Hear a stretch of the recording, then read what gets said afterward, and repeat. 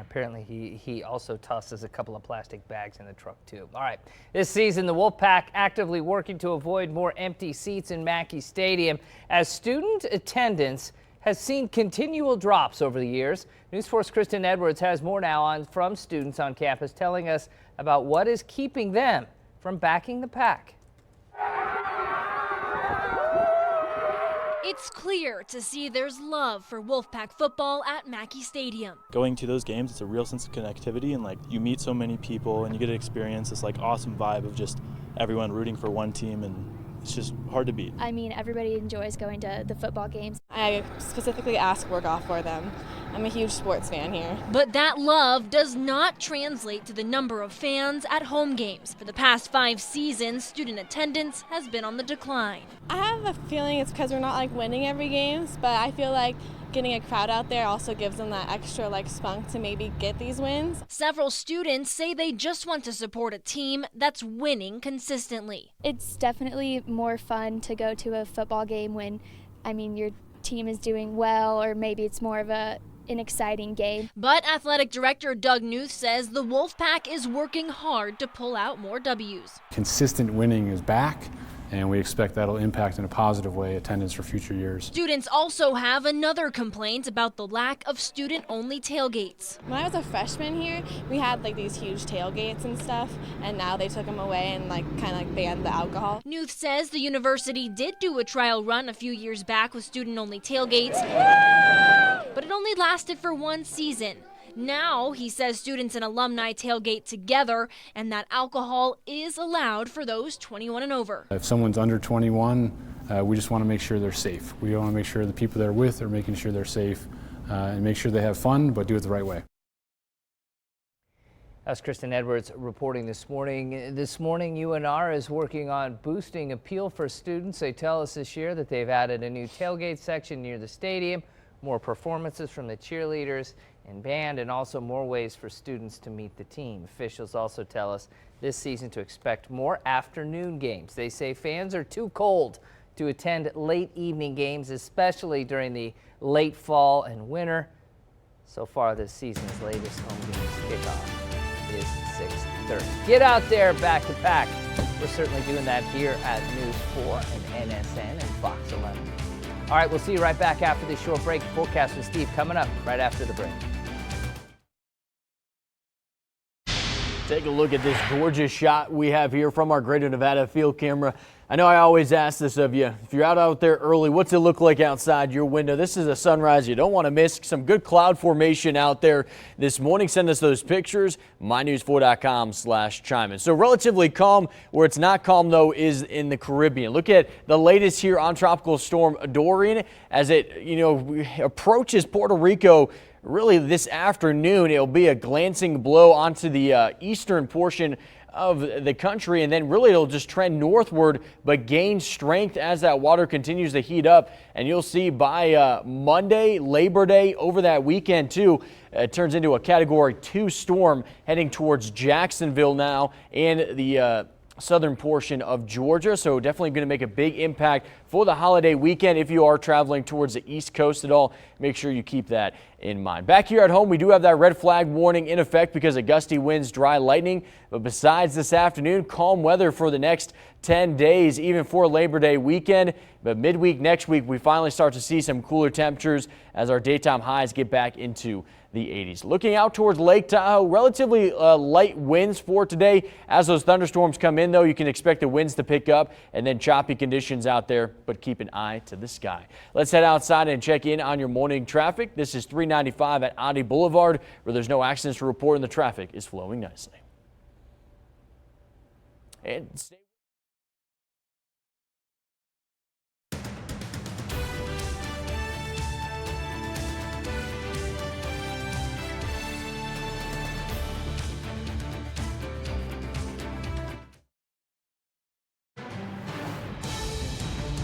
Good morning, everyone. Pedestrian fatalities have doubled in Washoe County in the last year. Coming up, I'll break down these alarming death rates. And quite possibly the best event in all of America. Return to Sparks. Talking about the Nugget Rib Cook-Off. We'll have a preview on News 4. Plus, how much Nevada woman who spent decades behind bars for a wrongful conviction is now getting from the state. And a new element has been discovered in Lake Tahoe for the first time ever. I'll tell you what researchers found.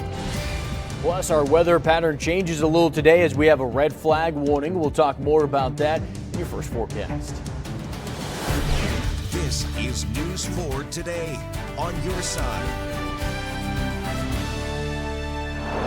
And a good Wednesday morning, everybody. Thanks so much for joining us for the second hour of News 4 Today. I'm Bill Frankmore. And I'm Janae Ryan. Welcome to your hump day. And man, we can almost smell all the pork right now. Yeah, it's going to be a little smoke. Can you smell what they're cooking? We can do it. We can do it for sure. We're going to check in with Carson Bushjost. He is live in Victorian Square, the site of the Best in the West Nugget Rib Cook-Off. Check with him in just a second. But first, let's toss it over to Steve. He's got a quick peek at a forecast that's going to be just as hot as those grills. Mm-hmm. Yeah, exactly right. Yesterday, we didn't get to that 100-degree mark. Got into the upper 90s. Looks likely again today. And with that, some more moisture and the possibility of some thunderstorms. But look at this sunrise. Beautiful as we have those cloud formations hovering over the horizon there. What's it look like outside your window? We've gotten several viewer pictures. Continue to send those to us. mynews4.com/chime in. Wake up temperatures a little bit warmer because of the cloud cover. 50s and 60s here in Western Nevada. 40s in the higher elevation. Looking out here, this was from Patricia. Thank you for sending us this picture of those clouds. Now, this will turn into thunderstorms on into the afternoon. We'll talk more about that here in just a few minutes. Let's get an update on your morning commute. Here is Spencer Wilson live from the KOZZ Traffic Center. Good morning, Spencer. Thank you very much, Steve. Good morning to you as well, and good morning to everybody out there. We are off to a very nice crash and hazard-free start, although we do have some debris being reported in Reno on 395 heading southbound just north of Lemon Drive, but I'm not seeing any delays in that area, and I'm not seeing any other delays on our roads this morning. I'll talk to you guys again soon. Back to you in the studio. All right, thank you, Spencer. New this morning, federal officials say a 28-year-old man is behind bars for the murder of a 3-year-old girl on the Ely Shoshone Indian Reservation in Nevada. U.S. Attorney Nicholas Trutanich says that Colin Jackson is in custody pending a detention hearing tomorrow in U.S. District Court in Reno. Trutanich and a top FBI agent in Nevada, Ray Johnson, didn't say what Jackson's relationship is to the little girl. The indictment says the child was beaten and died back on January 9th. The Washoe County Board of Commissioners is awarding this woman, Kathy Woods, a $3 million settlement. She spent 35 years in prison for a murder she didn't commit. A new Nevada law says those exonerated from now on will get a certificate of innocence, monetary compensation, and have their conviction records sealed. According to data from the state of Nevada's July fatality report, pedestrian deaths already this year have doubled in Washoe County. News 4 Samantha Smrechniak joins us now live with more details on these startling statistics and perhaps why it may be. Sam, good morning.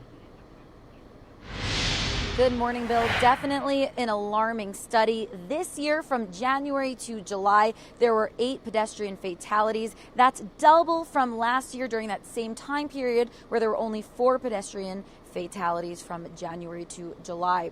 Now, this is actually a growing trend all around northern Nevada, but especially here in Washoe County. Here in the county, pedestrian fatalities account for 36% of overall vehicle crash fatalities. That's more than twice the national percentage of pedestrian fatalities, which was only 15% just last year.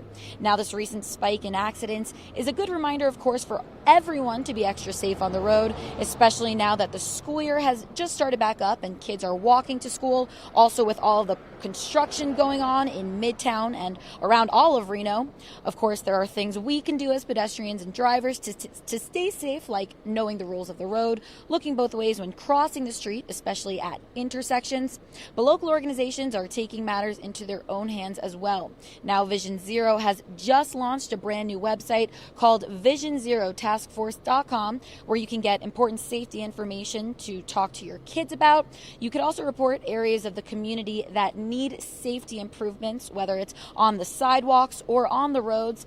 And you could also find safe pedestrian and bike routes to take with your family around Washoe County as well. So definitely some important things on that website you might want to look into. Also some important statistics as well on pedestrian fatalities in our community. Again, the website is called Vision Zero Truckee Meadows, and we'll have a full breakdown on their best safety tips and also a link to that on our own website, mynews4.com. Reporting live from Reno, I'm Samantha Smrechniak.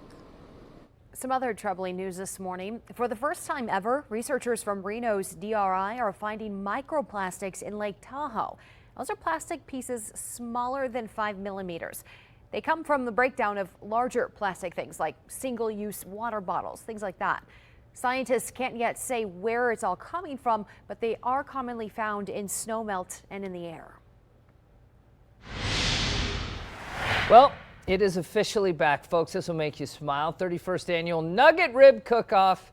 This year, 23 teams competing to be best in the West. Carson Bush joins us now live in Sparks with a preview of the big event, one of his favorites. I know he's been excited all morning long, and I don't see any sauce on your shirt, so you're doing good.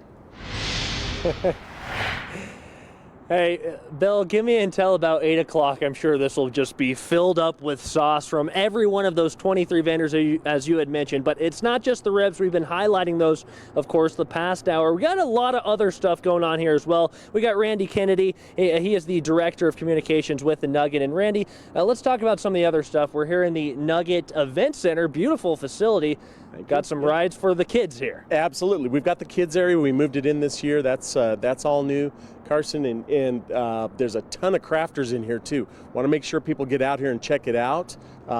We've got drinks and all. You can spend most of the day in this area if you wanted. Yeah, it's so much to do and see, and it was a great way for us to utilize this space that was kind of vacant before, back when it was the empty Bourbon Square. So it's all repurposed, and it's a great new area for us. And you want to just give some reminders to the public coming here this week, of course. Yes, and we always say, if you have your fur babies, please leave them at home. It's a big event. It's really, really hot on the ground. People forget you can burn those little paws. And really, it's not an animal-friendly event. Obviously, service dogs, that's fine. But really, we try to get people to leave the animals at home. Yep. Other than that, it's a fantastic event. Always try to talk about the free parking and the shuttle service, all that good stuff. So come on down. It's going to be a great year for it. All right, Randy, thank you so much. So starting today at 10:30, you see here, this just some of the cool events surrounding this whole event. Of course, the rib cook-off will be back in the 6:30 hour, looking at some of those ribs and the good food you can check out. Guys, we'll send it back to you. The suspense is building over who will make the debate stage and whether this will be a one-stage debate for the first time. That's still to come. Also, cameras these days, they're everywhere. Well, how would you like it if one of your neighbor's security cams was pointed right at your house? One of our viewers says that's what's happening to her, and she doesn't like it. Coming up at 6:30, what she can do about it in our Ask Joe segment. Look at that beautiful morning, everybody. It's enough reason to make you want to get out of bed. We'll be right back.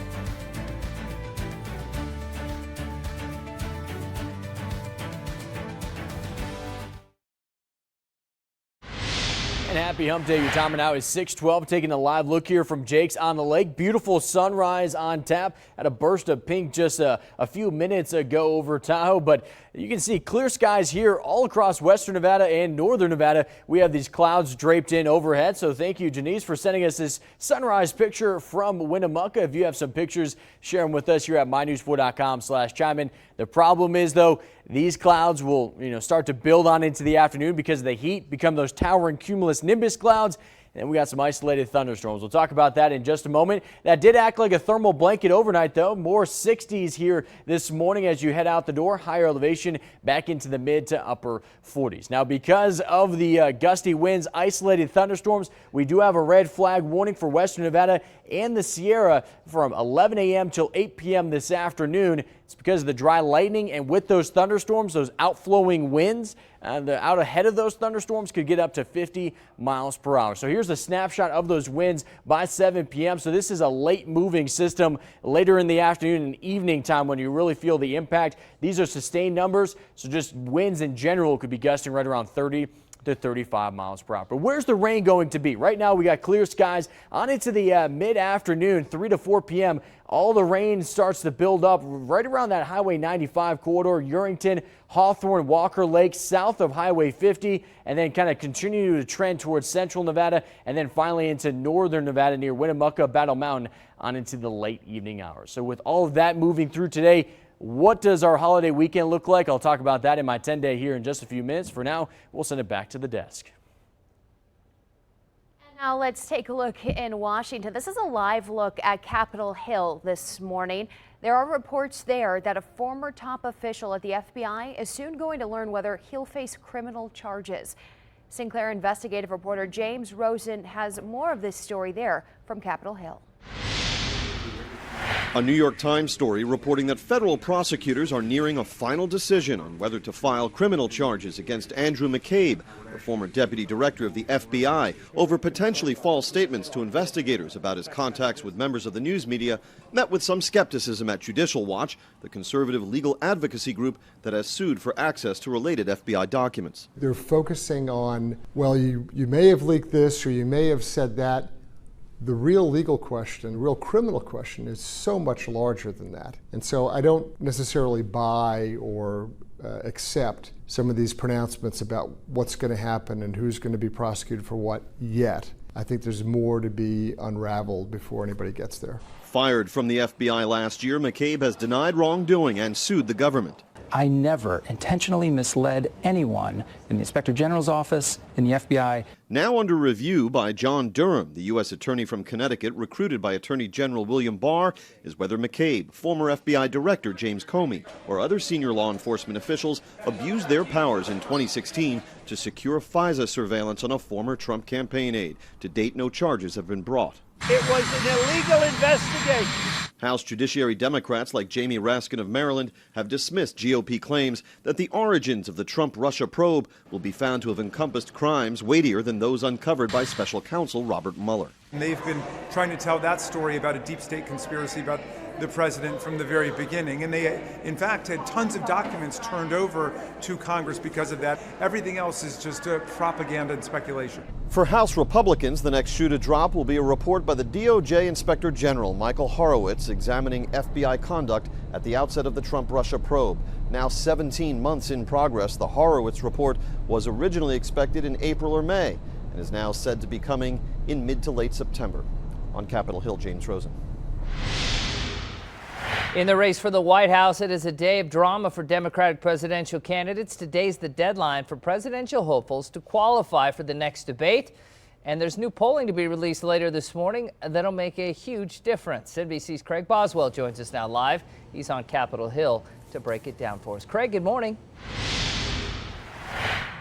Bill, good morning. Good morning, everyone. Yeah, the suspense has been building on who will make that debate stage and whether this will be a one-night debate appearance by 10 candidates. We are now this morning getting that answer. So far, the Democratic presidential debates have been two-night events because there were 20 candidates. First of all, Mr. Vice President, you can't have it both ways. 10 candidates met the new polling qualifications for the next debate. And just this morning, two new polls, a USA Today Suffolk University poll and a Quinnipiac University poll, shows the lineup stays the same and former Vice President Joe Biden with a wide lead at 32%. Other polls have shown the battle between the leading Democratic contenders is tightening. We will start to make big structural change in January 2021. A Monmouth University poll shows Elizabeth Warren and Bernie Sanders tied, with Joe Biden 1% behind. A big change for the former vice president, down 13 points since June in the same poll. Last week, releasing this new ad. We have to beat Donald Trump. And all the polls agree Joe Biden is the strongest Democrat to do the job. While President Trump has been highly critical of Democrats, he is also fending off a new Republican primary challenger, former Illinois Congressman Joe Walsh. This is madness that anybody is even thinking of keeping that child in the White House.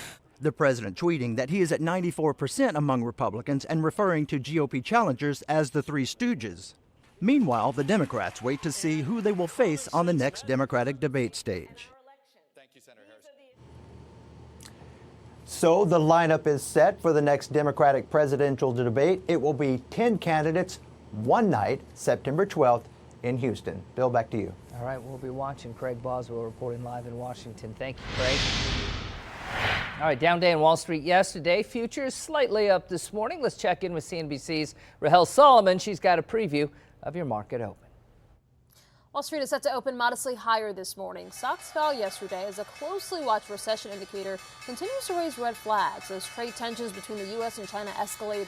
The yield on the 10-year U.S. Treasury bond falling further below that on the 2-year bond. That so-called yield curve inversion has preceded the past 7 recessions, which tend to occur 6 to 18 months afterward. The Dow dropping 120 points. The index is now down more than 4% this month. OxyContin maker Purdue Pharma and its owners, the Sackler family, are reportedly in talks to settle more than 2,000 opioid lawsuits for $10 to $12 billion.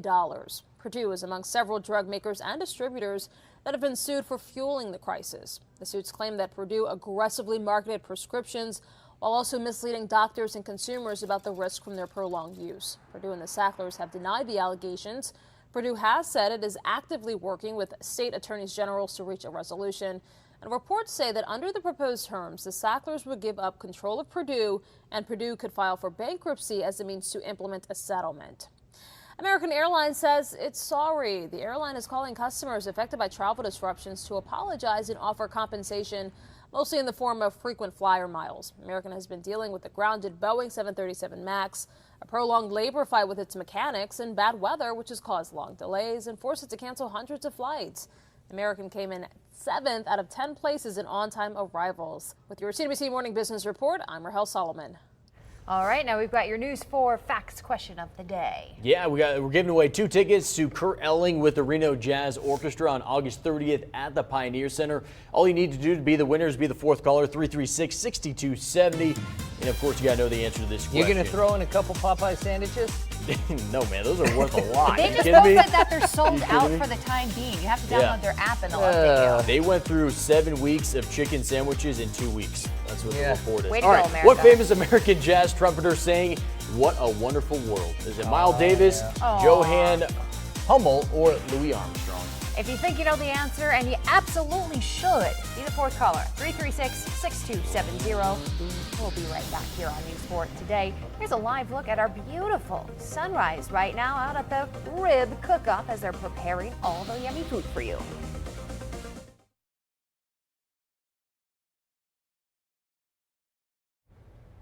Welcome back, everybody. It's 6:24. Preview what is coming up on mornings on Fox 11. The Northern Nevada Breastfeeding Coalition is hosting its first annual Black Breastfeeding Week celebration. We're going to have a panel member here with us to tell us all about that event. Plus, we're previewing a beer truck for Food Truck Friday.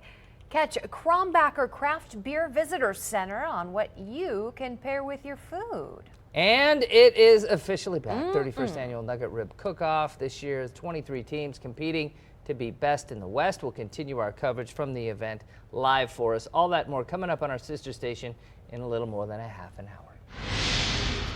And taking a look here, this is Tropical Storm Dorian. I want to give you an update on that. The pattern has changed and the intensity. So right now, it looks like it's going to hit the eastern portion of Puerto Rico late this afternoon, making a big impact in the Caribbean the next 24 to 48 hours. But watch what happens when it trends to the north, hits some of that warm water in the Atlantic, then veers off towards the southeast again, hitting into Jacksonville as a Category 2 on Labor Day. So with all this being said, if you have any plans that take you to the southeast over the holiday weekend, you need to stay up to date with this tropical storm because it looks like it's going to turn into a significant hurricane over that holiday weekend. Back here at home, though, we're going to be in the mid-90s for the holiday. Finally, though, midweek next week, we see those daytime highs into the upper 80s, and really that looks like a constant trend through September so far, looking like we'll be camping out into the 80s. Looking towards Lake Tahoe, keep an eye to the sky. We do have those isolated thunderstorms, so if you see lightning, get off of the water. Let's head outside and check in on that morning commute. This is I-80 at Sparks Marina, which is looking good so far. Very fitting when we looked at the beautiful sunrise this morning. This song here you're talking about in your question. That's right. Congratulations to Ed Putnam from Lemon Valley. You won 2 tickets to the Kurt Elling with the Reno Jazz Orchestra. That's going to be at the Pioneer Center. Here's the question. What famous American jazz trumpeter sang "What a Wonderful World"? Was it Miles Davis, Johann Hummel, or Louis Armstrong? Louis Armstrong. You gotta know this one, right? What a There That's a better one. I was going to say, bring it out. There you go. Louis Armstrong was a jazz trumpeter, band leader, and singer. Armstrong was a native of New Orleans, Louisiana, and he became to prominence in the 1920s, influencing countless musicians, and with both his daring trumpet style and also his unique vocals that Bill just demonstrated. Pretty good. And now my throat hurts. We'll be back. We'll give him a break. You're watching News 4 Today on your side. Good morning. Thanks for sticking around with us here on News 4. I'm Janae Ryan. And I'm Bill Frankmore. 6:30 we get you going here, 28th day of August. And if you haven't had your chance to get one of those Popeyes chicken sandwiches yet, no worries. We've got the ribs in town now, so that will perhaps be put on the back burner around here. I've got to imagine they are so much better anyways. Yes. Ribs. Oh, yeah. I mean, you can't get better than that. Yes, they only come around once a year, and they are worth every calorie, every 3,000 or 4,000 calories.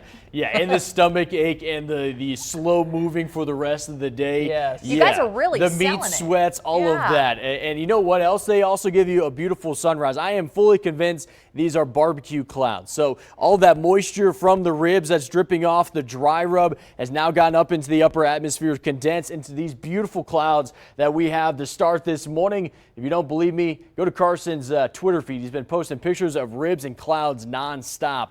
He's acting like the weather guy this morning. Look at this. The temperatures aren't bad because of the cloud. It acts like a little blanket. So we're into the upper 50s, lower to mid 60s for the most part in western Nevada. Great looking pictures from our viewers in Winnemucca. Send us those pictures, mynews4.com/chime-in. We focused in on the red flag warning today. Now we're going to focus in on your weekend forecast in just a couple minutes. Let's head outside, get an update on your traffic. Here is Spencer Wilson live from the KOZZ Traffic Center. Good morning, Spencer. Thank you very much, Steve. NHP has cleared the debris in Reno on 395 heading southbound just north of Lemon Drive. So our morning commute is now clear of debris, and it's still crash and hazard free as well. And I'm also not seeing any delays on our roads. I'll talk to you guys again soon. Back to you in the studio. After a year waiting, the Best in the West Nugget Rib Cook-Off is back. Putting up the smoke in Victorian Square, we have Carson Bush-Jones joining us now live once again with the preview of what you can expect. Hey, Carson.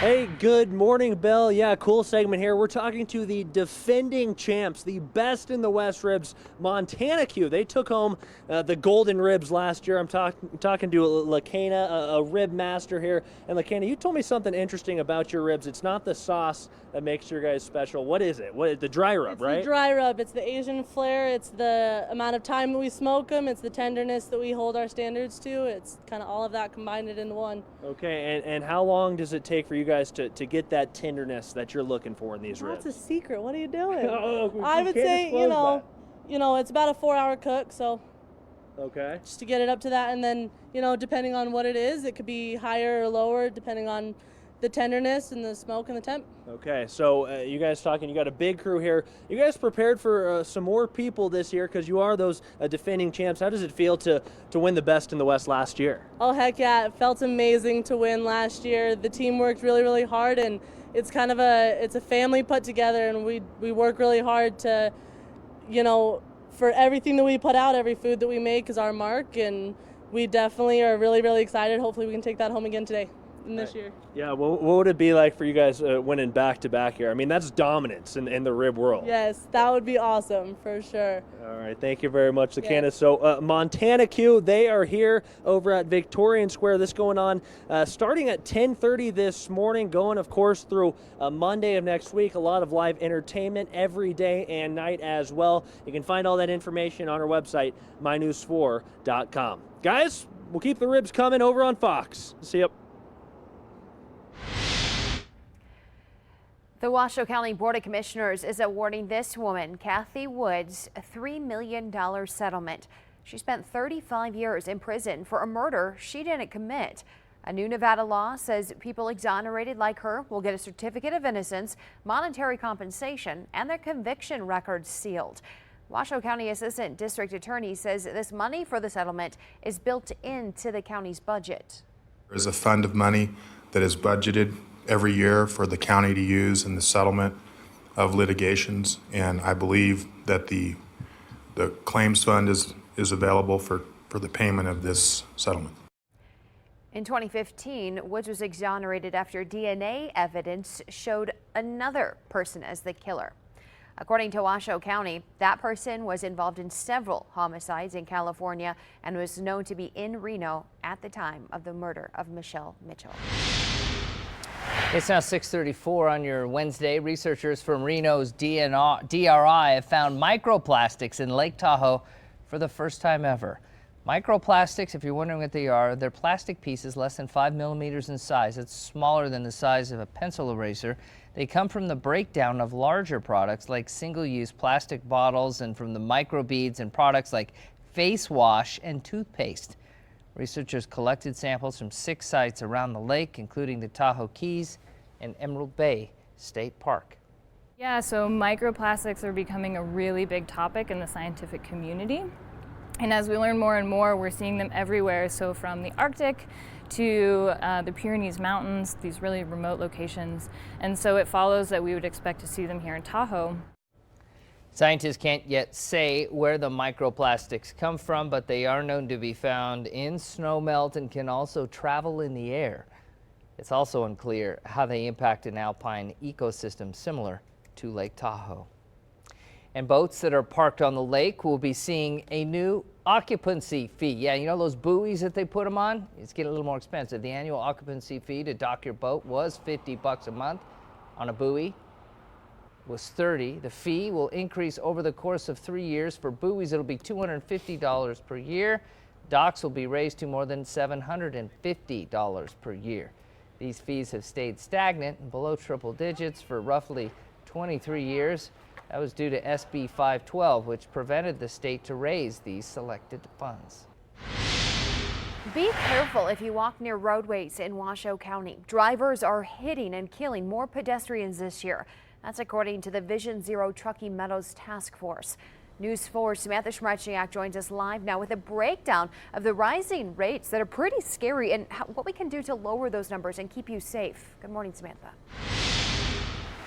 Good morning, Janae. That's right. As I mentioned a bit earlier, pedestrian fatalities in Washoe County have doubled this year. From January to July, there were 8 pedestrian deaths reported. But this has been an ongoing issue for the community for years now. According to local organization Vision Zero, over the last 10 years, there's been 327 traffic fatalities just in Washoe County, with 87 of those deaths being pedestrians. To put this to a stop, the city of Reno has teamed up with Vision Zero to achieve a goal of completely eliminating pedestrian deaths in Washoe County by 2030. Now they're focusing on developing different modes of transit and also creating safer access to roads for pedestrians. But they're asking for your help as well to lower these rates and get them to zero. A few things they say you can do to help out is, first of all, just know the rules of the road. Like pedestrians have the right of way whenever 2 streets intersect. Also, even at 30 miles per hour, half of pedestrians struck by a car will not survive. So always be mindful when there are lower speed limits that are set. Also, drivers and pedestrians should always be making eye contact, and pedestrians should give drivers time to actually stop before they go, even if the car looks like it's slowing down. And finally, the faster a car travels, the narrower the driver's field of vision is. So again, the faster you go, the more time you should give yourself to slow down when you're in a car. So definitely some important safety tips to keep in mind. Also, Vision Zero, they just launched a website called Vision Zero Truckee Meadows with a bunch of safety tips, also ways to report areas you think need to be made safer. And we'll have a list of those safety tips and also the website for Vision Zero on our website, mynews4.com. Reporting live from Reno, I'm Samantha Schmrechniak. Well, from the Ask Joe file, a question about neighborhood privacy and how it's affecting one of our viewers. Sherry wrote in saying that she lives in Sun Valley and her neighbor has set up security cameras, which she says face directly at her house. She feels like she's being watched. But when she called the sheriff's office, deputies told her there was nothing they could do, and she basically wants to know why that is. Well, here's a look at some of the pictures Sherry sent in to us. If you look closely, you can see in the bottom of that windowsill there in that photo what appear to be security cameras up under that eave, another one, and they appear to be pointing right at Sherry's house. There's another one again in the bottom of the windowsill pointing at Sherry's house. Now, she feels like she's being spied on. And again, her question, with these cameras mounted where they are directly at her house, is that legal? Well, for starters, here's what the law says about this. We looked it up. NRS 200-603 says that a person shall not knowingly enter upon the property or premises of another and peer, peep, or spy through a window, door, or other opening. Now, there is other language in that law, the NRS, Nevada Revised Statutes, but that is the main point right there, it seems, as it pertains to this situation. What that means is your neighbor is free to pretty much do what they want on their own property. And keep in mind, though, those cameras we showed you, they may be set up with good intentions, just to watch for intruders and not to spy on neighbors. Now, I did speak with Bob Harmon at the sheriff's office about this, and he says without proof that your neighbors are spying on you, there's really not much law enforcement can do in a case like this. Harmon says proof would be some evidence that your neighbors are taking pictures of you and distributing them in some way. And that goes for any pictures of you when you're not dressed as well. That is illegal, but again, you do need proof for that. And unless the law changes at some point, people are free to point cameras anywhere they like as long as they're on their own property. Well, thanks to Sherry for sending in that question. I'm sorry I don't have better news for you on this front, but perhaps your neighbor will move some of those cameras if you ask them nicely. Don't give up. It's worth a shot. So remember, if you have questions you would like to ask, though, you can send me an email at jhart@mynews4.com and just put Ask Joe in the subject line. You can also contact me on Facebook at Joe Hart KRNV. And whatever the topic is, I'll do my best to dig in and track down any answers you are looking for. Back to you. And happy hump day. Your time now is 6:44. Beautiful start here at Lake Tahoe. Now we have a burst of orange on the horizon there from Jake's on the Lake. Clear skies here, but we've been seeing clouds all over western Nevada. And that includes another beautiful spot here in western Nevada, Pyramid Lake. Thank you, Vince, for sending us this sunrise picture. If you have some pictures you'd like to share, go to mynews4.com/chime in. And don't forget, when we have those thunderstorms that come in, those rainbows afterwards, that's where you want to send those pictures as well. Those clouds did act like a little blanket, so warmer temperatures for the most part into the 60s here and into the upper 50s for our North Valleys in Carson City. Out there towards the higher elevation, they're still into the mid to upper 40s. A snapshot of this afternoon, 4 p.m., you start to see all those showers build up along Highway 95 and south of Highway 50. That's why we have that red flag warning in effect from 11 a.m. till 8 p.m. for western Nevada, the Sierra, and northeast California. You combine those dry lightning storms and the gusty winds, and that's why we have this red flag warning. Now let's talk about your weekend. Fast forwarding all the way till Friday. This is the afternoon, just a few clouds draped over northern Nevada. Then we look at Saturday, clear skies. Sunday, clear skies, setting us up for the perfect 31st annual Nugget Rib Cook-Off. That is where Carson is all morning long. This is my grill. I couldn't find any ribs, so this is just, you know, they're wrapped in there, slow cooking, giving all that moisture with the ribs. I know it looks like tamales, but trust me, those are ribs cooking right there. And it's going to be cooking because we're in the lower to mid 90s. We'll talk more in my 10-day. Let's take a quick look at your morning commute. 395 at Oddie Boulevard is looking good so far.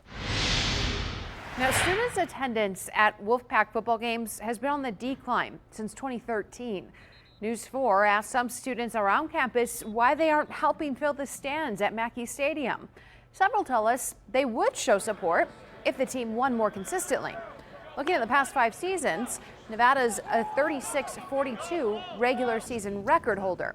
Now, the director of athletics knows and says that the team does need to win more games to bring people in, and he believes the team is on the up and up.